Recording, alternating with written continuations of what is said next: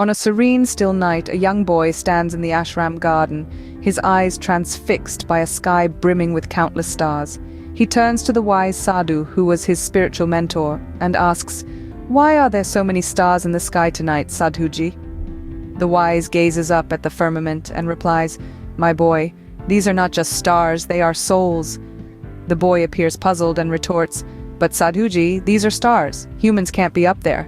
The sadhu, with serene smile, lifts his gaze into the sky and says, "You see that bright star in the north? That's my spiritual predecessor.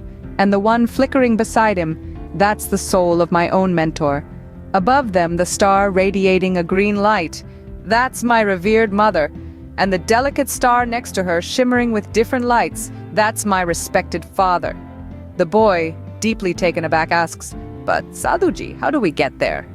The sadhu replies, "To reach there, my boy, one has to leave the mortal coil of this earth, because once you ascend there, no one descends back.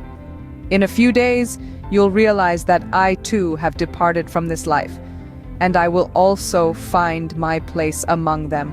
The young lad, wholly surprised, inquires, "But Guru, how will I discern which star is you?" The sadhu flashes a warm smile and responds, "My radiance will magnetize your sight towards itself, and you will identify me through my luminosity." Engrossed in profound contemplation, the boy raises his gaze to the celestial expanse again and questions, "Guru, will I also ascend there one day?" This query, however, left the sadhu without a response.